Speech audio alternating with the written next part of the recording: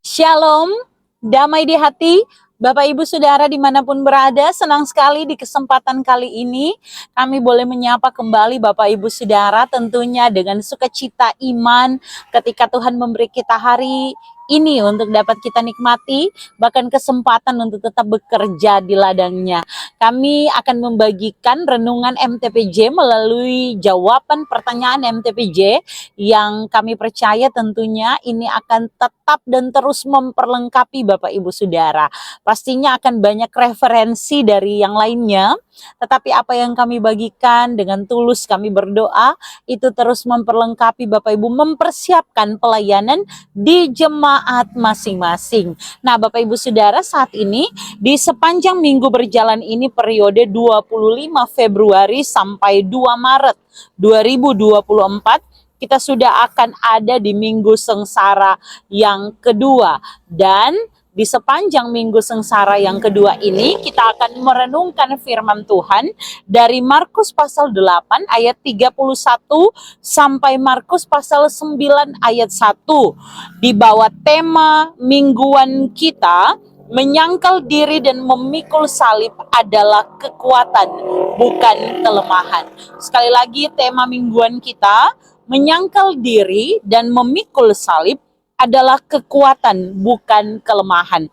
Bapak Ibu Saudara, kalau kita membuka di dalam Alkitab kita, maka kita akan menemukan bahwa bagian ini itu ada di bawah satu tema pembacaan Lembaga Alkitab Indonesia, pemberitahuan pertama tentang penderitaan Yesus dan syarat-syarat mengikuti Dia. Nah, Bapak Ibu Saudara, sebelum kita membaca dan juga merenungkan firman Tuhan, mendiskusikannya bersama, mari kita berdoa. Bapa, di dalam nama Tuhan Yesus, Engkau adalah pencipta langit dan bumi. Engkau Tuhan yang tetap setia dalam kehidupan kami. Engkau Allah yang luar biasa. Kami memuji dan memuliakan nama-Mu Tuhan.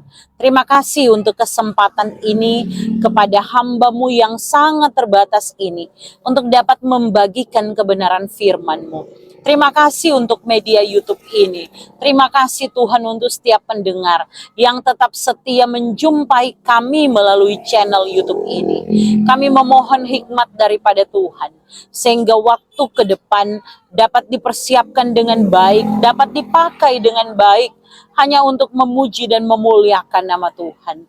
Tuhanlah yang menolong, sehingga sungguh-sungguh apa yang kami diskusikan, tapi juga apa yang disampaikan dalam pemberitaan firman, ini menguatkan, memperlengkapi setiap anak-anak Tuhan, hamba-hamba Tuhan yang akan melakukan kerja pelayanan di jemaat di tempat kami Tuhan percayakan untuk melayani. Terima kasih Bapa di sorga, ini doa kami, dalam nama Tuhan Yesus kami berdoa.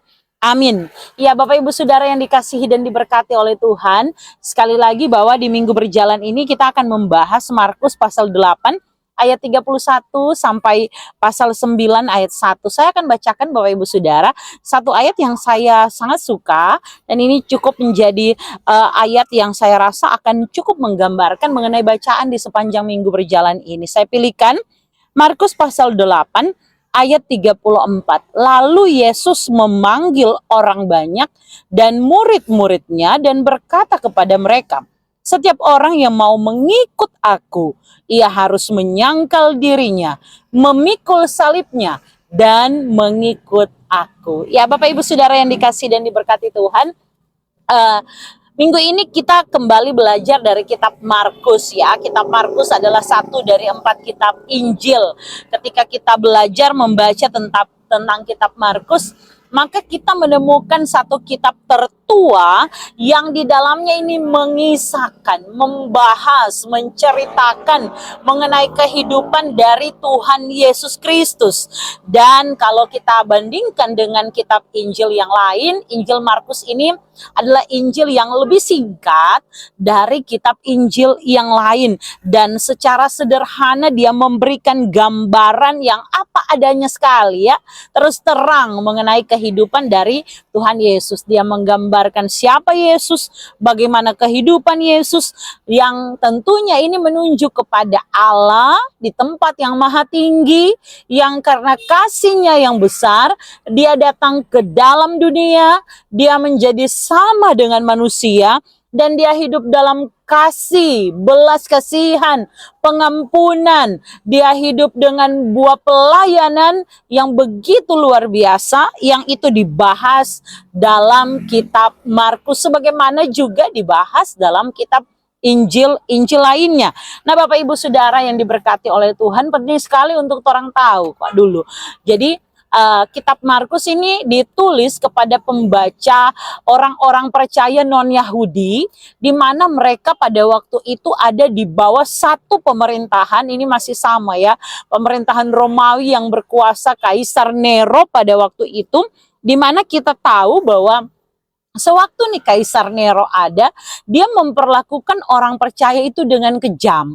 Dia memperlakukan orang percaya itu dengan perbuatan-perbuatan yang membuat orang percaya tidak mengalami masa yang aman-aman, biasa-biasa. Tetapi mereka ditekan, bahkan cenderung mereka menderita dalam hidup, apalagi ketika mereka mempertahankan kesaksian imannya.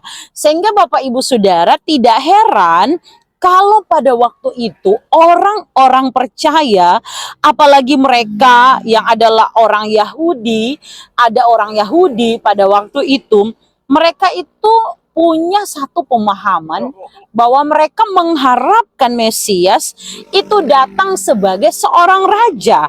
Mereka mengharapkan seorang Mesias yang akan memerintah secara politik dan tentunya mengalahkan musuh-musuh Israel. Dan Bapak Ibu Saudara, ketika mereka dalam tekanan dan penderitaan pada waktu itu, mereka begitu mengharapkan agar supaya ketika Mesias yang dijanjikan itu datang, yang datang adalah dia yang akan membuat mereka terlepas dari penderitaan, dari pergumulan, dari masalah ya pada waktu itu.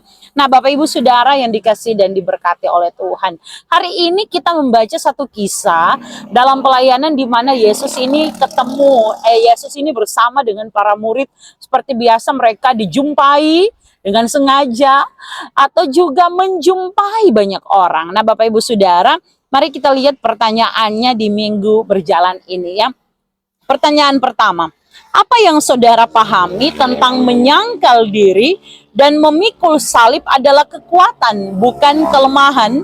Menurut perikop Markus 8 ayat 31 sampai pasal 9 ayat 1. Sekali lagi, apa yang saudara pahami tentang menyangkal diri dan memikul salib adalah kekuatan, bukan kelemahan? Menurut perikop Markus 8 ayat 31 sampai pasal 9 ayat 1. Nah, Bapak Ibu Saudara, ini bicara kalau apa yang saya sendiri dalam perenungan pribadi saya sendiri menemukan ya. Ini kan bukan kata-kata yang asing bagi kita orang percaya. Nah, kita coba pahami dulu menyangkal diri itu seperti apa. Contohnya, menyangkal diri saya adalah saya ini sangat suka sekali untuk melakukan anggap saja lari sore ya, karena ini buat videonya di jalan. Saya suka sekali lari sore, tetapi kemudian ketika orang mengajak saya untuk pergi ke suatu tempat, mereka sempat bertanya, apakah hari ini mau lari sore? Saya menyangkal itu, tidak mengakui, saya mengabaikan, meninggalkan apa yang menjadi kebiasaan, atau rela untuk meninggalkan hal tersebut karena ada hal yang mau saya lakukan ya, bersama orang-orang yang mengajak saya tadi. Atau mungkin lebih sederhananya bagaimana, Bapak Ibu Saudara mungkin bisa mengartikannya ya. Jadi kalau bicara menyangkal diri ini kan akan sangat banyak pemahamannya. Di dalamnya namanya menyangkal artinya tidak mengakui, bahkan mengabaikan atau meninggalkan. Sehingga kalau ditanyakan bagaimana menyangkal diri dan memikul salib, kembali pada pembacaan kita tadi, Markus pasal 8 ayat 31, khususnya kalau kita lihat ayat 34 ketika Yesus berkata bahwa setiap orang yang harus mengikut aku, dia kasih syarat.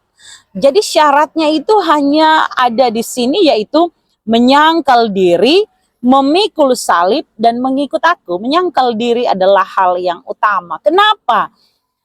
Rasa-rasanya Yesus menunjuk kepada diri manusia yang seringkali apa yang menurut dia benar, apa yang jadi kebiasaan, apa yang menurut dia bagus. Maka orang perlu lihat sebenarnya konteks ini dalam keadaan apa ketika Yesus menyampaikan ini, bagaimana menyangkal diri. Kita bisa melihat dalam bacaan kita di saat ini, itu sangat erat dengan yang namanya Petrus. Kita tahu bahwa Petrus ini sebagaimana dia adalah seorang dari keturunan Yahudi, Petrus ini punya pandangan. Gurunya adalah Mesias. Gurunya ini adalah Tuhan. Gurunya adalah Raja yang dijanjikan. Gurunya lah Yesus dalam pandangan Petrus adalah dia yang akan datang untuk membebaskan umat Tuhan dari penderitaan, dari pergumulan. Dalam pandangan Petrus, Yesus akan datang sebagai orang yang dapat dibanggakan. Mungkin dalam pemikiran mereka dia akan datang dengan kuda, dia akan datang dengan pedang, dia akan menyatakan kemenangan, dia akan membela umat Tuhan yang tertindas. Dan pandangan Petrus ini bertolak belakang ketika pada ayat-ayat sebelumnya kita bisa lihat dari ayat 31 bahwa Yesus sendiri membuat pengakuan. Apa yang dia lakukan atau katakan? Ayat 31, mulailah Yesus mengajarkan kepada mereka bahwa anak manusia harus menanggung banyak penderitaan dan ditolak oleh tua-tua, imam-imam kepala dan ahli-ahli Taurat, lalu dibunuh dan bangkit sesudah hari ketiga. Sekali lagi Bapak Ibu Saudara, ini adalah pemberitahuan mengenai apa yang akan Yesus hadapi. Penderitaan Yesus, kematiannya, tapi juga kebangkitannya. Dan mendengar bahwa gurunya atau si Yesus ini mengatakan bahwa dia akan menderita sampai mati dibunuh, ini tidak dapat diterima karena beda antara harapan Petrus dan apa yang dikatakan Yesus. Sehingga ketika dia menarik Yesus untuk menegur Yesus, Yesus kemudian mengatakan dengan bahasa ini perbuatan iblis ya, kalau kita bisa baca seterusnya ya dapat disimpulkan demikian bahwa dia bilang di sini kalau kita lihat di ayat 33.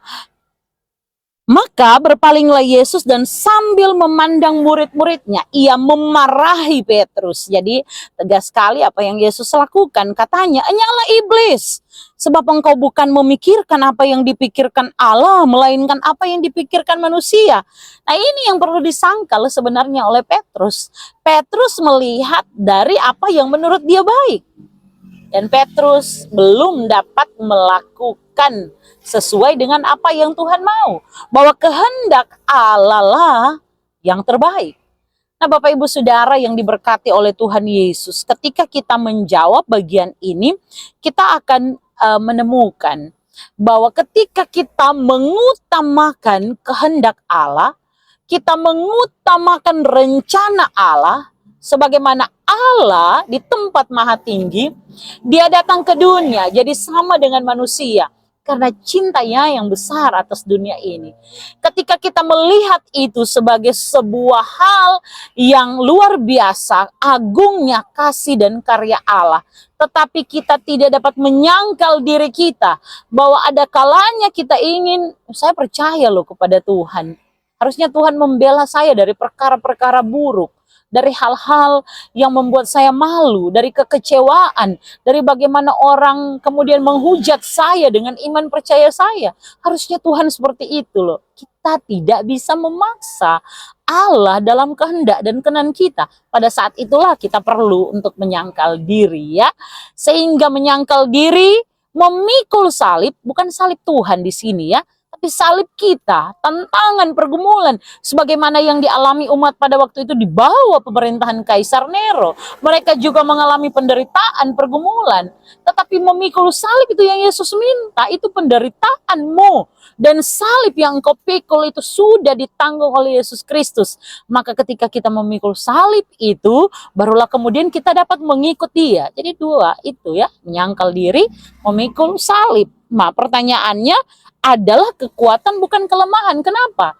Emang ada menderita yang itu jadi kekuatan? Ingat sekali lagi ini bicara tentang karya Allah.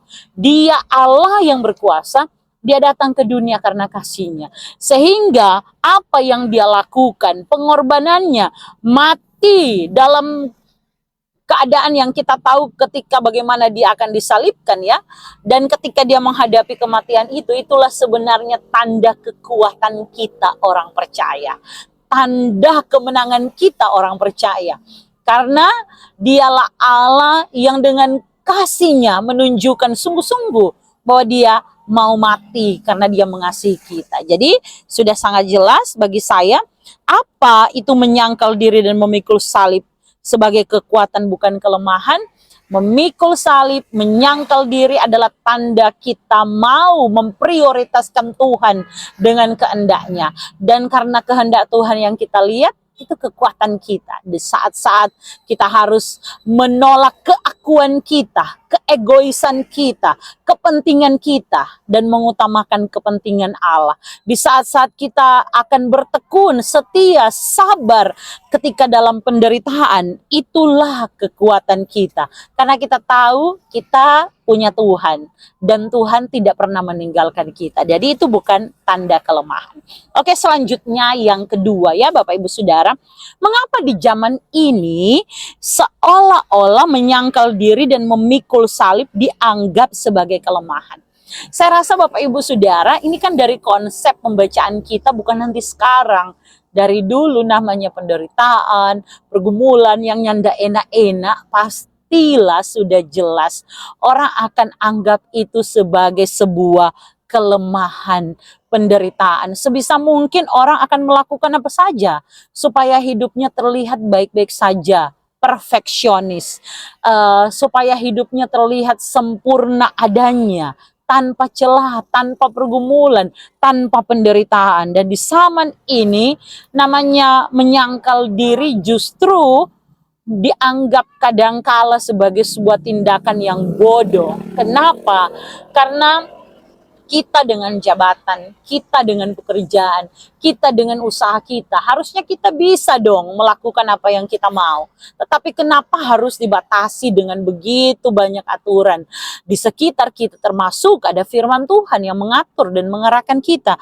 Tetapi sekali lagi Bapak Ibu Saudara, sebagai orang-orang percaya, kita dapat melihat bahwa ketika kita menyangkal diri, ketika kita memikul salib, maka kita sedang melakukan apa yang menjadi bagian kita sebagai anak-anak Tuhan. Sehingga tantangan ini ditawarkan kepada kita semua. Maukah kita menyangkal diri yang di saat kita ingin membeli segala sesuatu yang kita punya, tapi kemudian kita menyangkalnya dan bilang ada prioritas orang-orang yang harus kita juga bantu, kita ikut terbeban di dalamnya dengan mengumpulkan atau menyisihkan berkat yang banyak yang kita miliki, misalnya untuk puasa diakonal dan sebagainya. Ataupun Bapak Ibu Saudara, bagaimana ketika kita dalam penderitaan, orang bilang payah ngoni. Ketika kita dalam pergumulan, orang bilang lemah, kamu ada menunjukkan kelemahanmu, kamu sedang tidak baik-baik saja, kamu dalam pergumulanmu, kamu mungkin ditertawakan dan kita sedang menjadi bahan tertawaan banyak orang. Tapi Bapak Ibu Saudara yang dikasih dan diberkati Tuhan, bukankah pada saat yang sama kita justru harus bermegah di dalam Tuhan? Karena itu tandanya kita sudah mengambil bagian bahwa kita adalah pengikut-pengikutnya yang mau memikul salib, menyangkal diri untuk mengikut Dia ya. Untuk orang-orang yang melihat ini, menurut pertanyaan kedua ini, saya rasa ini akan relatif dan kontekstual di tempat kita masing-masing. Apa kok ada orang-orang yang lihat itu sebagai tanda kelemahan? Apakah pengenalan mereka akan Allah, ataukah cara hidup mereka yang biasanya ingin show off, tunjuk-tunjuk kehebatan dan kejagoan, sehingga semua hal dianggap itu dari segi materialistik ya. Ya, jadi kalau dulu dia belum rajin beribadah, harusnya kalau rajin beribadah makin kaya. Dulu kalau dia belum kasih persembahan yang banyak, dia miskin, justru kalau suka kasih persembahan tentunya harus semakin diberkati. Nah, ini pandangan-pandangan dunia yang mungkin orang bisa jawab lihat di sekitar orang. Apakah ada orang yang tidak suka atau malah bersusah hati, dia merasa ditinggalkan, merasa lemah, merasa tak berdaya kalau DP hidup itu harus menemui yang namanya penderitaan atau pergumulan. Kalau dia harus sewaktu-waktu dia harus bilang pada diri jangan baking ini, tapi prioritaskan ini untuk kepentingan orang dan bagi kemuliaan nama Tuhan ya.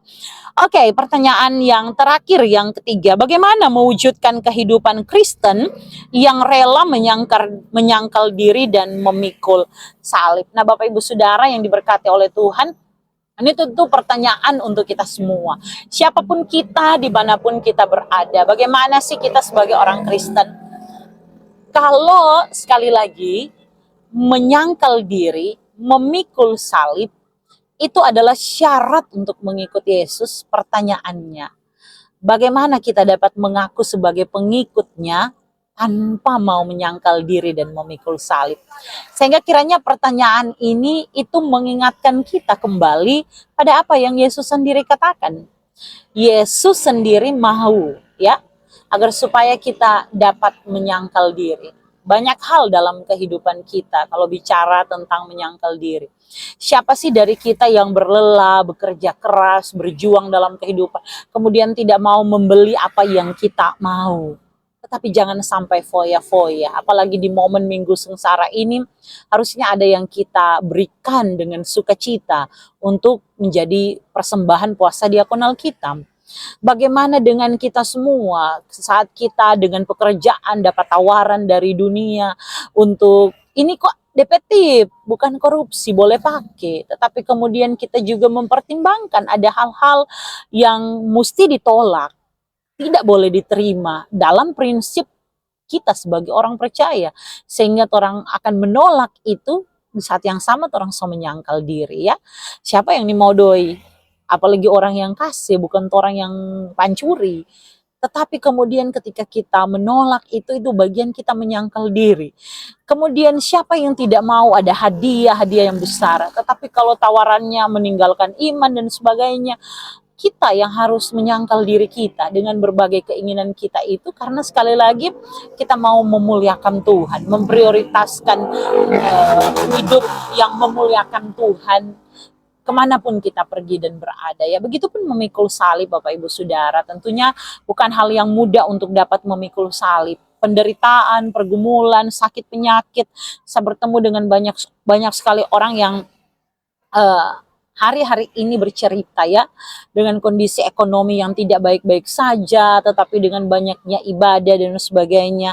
Tetapi kita dipanggil loh untuk tetap bersuka cita, karena pengharapan di dalam Tuhan tidak mengecewakan. Mungkin bukan hal yang enak ketika bilang untuk tetap bersuka cita dalam pergumulan, apalagi sonda ada beras di rumah. Tetapi Bapak Ibu Saudara, saya percaya sekali bahwa jika kita punya kemauan untuk bekerja keras, Tuhan akan terus menolong kita semua. Nah, bagaimana mewujudkan kehidupan Kristen yang demikian? Pertama, bangun kehidupan doa. Pastikan orang berdoa bukan cuma sekedar jadi kebiasaan, rutinitas. Jadi doa hanya sekedar hafalan saja, tapi bangun kehidupan doa yang sungguh-sungguh mau menikmati Tuhan di dalam doa. Mintalah hikmat daripada Tuhan, agar supaya orang juga diberi kemampuan ketika dalam pergumulan dan tantangan. Dan terus bangun komunikasi kita dengan Tuhan. Namanya komunikasi berarti ada saatnya kita bicara, Tuhan mendengar. Tapi ada saatnya juga Tuhan bicara dan kita mendengar. Sehingga dalam pergumulan, pada salib yang harus kita pikul, kita tetap dapat bertahan dengan keyakinan iman pada pertolongan Tuhan. Juga kemudian bagaimana kita dengan tawaran dunia, kita boleh menyangkal itu semua, meninggalkan keakuan diri kita untuk memprioritaskan Tuhan dan rencananya dalam kehidupan kita. Jadi sekali lagi kasih banyak berdoa ya. Terus bangun komunikasi dengan Tuhan. Itu pertama bagaimana mewujudkan kehidupan Kristen yang demikian. Itu pertama sekali. Berdoa. Yang kedua, ini Bapak Ibu Saudara, baca Alkitab ya. Jangan pernah lelah baca Alkitab. Saya beberapa tahun lalu bergabung dengan komunitas baca Alkitab, perjanjian baru 1 hari 5 pasal. Orang selalu mulai Bapak Ibu Saudara itu dengan perjanjian baru Matius 1 sampai Matius pasal 5. Kemudian kalau selesai mulai dari kejadian 1 sampai 3 pasal kalau perjanjian lama. Jaga mulai setiap tanggal 1 Januari, tanggal 28 Desember, biasanya selesai. 1 tahun 1 kali baca. Awal-awal susah sekali memang, mesti sangkal diri luar biasa ketika harus tetap tekun membaca Alkitab. Tetapi kemudian dalam pertolongan Tuhan diberi kemampuan untuk boleh menyelesaikan. Bapak Ibu Saudara juga boleh mulai 1 pasal mungkin 1 hari. Ayo ya, mulai bisa. Jadi sekali lagi berdoa, baca Alkitab, habiskan energi kita dengan persekutuan. Sehingga ketika kita menikmati persekutuan dengan sesama orang percaya, bangun kehidupan yang bersinergi dengan orang percaya lain, supaya kalau udah pergumulan, orang akan banyak dengar masukan-masukan dari orang-orang yang bersekutu. Tentunya orang juga boleh bicara dengan pendeta, boleh konseling, kemudian kita juga boleh sharing. Bapak Ibu juga boleh WA kami, ada nomor WA kami. Kami juga rindu berdoa tentunya dengan pergumulan-pergumulan Bapak Ibu Saudara dalam keadaan apapun ya, sehingga kita bisa mewujudkan kehidupan Kristen yang dapat ikut Tuhan sungguh-sungguh karena orang menyangkal diri dan mau pikul salib. Ya, Bapak Ibu Saudara, rasanya bagi itu jo dulu, orang nanti baku dapat ulang. Memang sangat sibuk akhir-akhir ini, kami berhenti di pinggir jalan dan kemudian mau record video ini. Tentunya bersyukur sekali Tuhan kasih kesempatan. Kami berdoa agar tetap dapat membuat video-video selanjutnya. Nanti tong mau backing, berusaha sekali untuk backing renungan untuk minggu ini. Semoga boleh. Mohon doakan kami untuk tetap setia dalam pelayanan ini, tidak meninggalkan pelayanan yang kami bersyukur sekali menjangkau ada ribuan orang setiap minggunya. Terima kasih banyak. Dan Bapak Ibu Saudara, kami rindu berdoa untuk Bapak Ibu Saudara dimanapun berada. Mari kita berdoa. Bapa, di dalam nama Tuhan Yesus, terima kasih untuk kebaikan-Mu. Biar apa yang sudah kami diskusikan di saat ini menjadi berkat untuk setiap pendengar dimanapun berada. Tuhan, berikan hati yang mau taat kepadamu Tuhan. Terima kasih Bapa di sorga. Berikan kami kerendahan hati, berikan kami kemampuan, tapi juga kekuatan untuk berani menyangkal diri kami dari berbagai hal yang kami bisa, tetapi yang kami tahu yang utama adalah apa yang berkenan kepada Tuhan. Bukan untuk menunjukkan diri kami, tetapi rencanamu yang besar atas kami. Kami juga tahu Tuhan, begitu banyak penderitaan dan pergumulan, itu salib yang harus kami pikul. Tetapi kami mau belajar setia dan taat dengan berpengharapan kepadamu. Tuhanlah yang menolong, Tuhanlah yang menghibur, Tuhanlah yang menguatkan. Sehingga kesusahan dan penderitaan tidak membuat kami meninggalkan Tuhan, menjauh dari Tuhan. Tetapi justru semakin erat melekat dan menjadi berkat dimanapun kami pergi dan melangkah. Hamba-Mu dari tempat ini berdoa untuk semua pendengar, mereka yang sudah setia mengikuti kami di channel ini. Tuhan, kalau ada yang sedang mempersiapkan pelayanan, Tuhan perlengkapi terus dalam hikmat Tuhan. Sehingga sungguh-sungguh setia kepada firman-Mu dan hidup seturut dengan kehendak-Mu. Tuhan memberkati yang sedang berduka, hiburkan, kuatkan dalam nama Tuhan Yesus. Yang sakit Tuhan, dalam pergumulan ini tidak mudah untuk melewati hari-hari kehidupan. Tetapi kami berdoa, biar di dalam nama Tuhan Yesus, Tuhan tabib kami yang ajaib, Allah kami yang perkasa, ada kesembuhan, ada pemulihan. Terpuji nama-Mu Bapa di sorga. Dalam setiap sukacita kami berdoa untuk mereka yang mendengar, yang merayakan ulang tahun. Tuhan akan memberkati, berumur panjang, sehat, kuat di dalam Tuhan. Terpuji nama-Mu Tuhan, ini doa kami. Dalam nama Yesus firman kehidupan kami berdoa. Amin. Ya Bapak Ibu Saudara, akhirnya dari tadi masih panas-panas, ini hampir malam. Orang senang sekali boleh membagikan renungan ini. Makasih banyak seiko patorang. Sampai jumpa pada video kami lainnya. Tuhan Yesus memberkati dan shalom, damai di hati.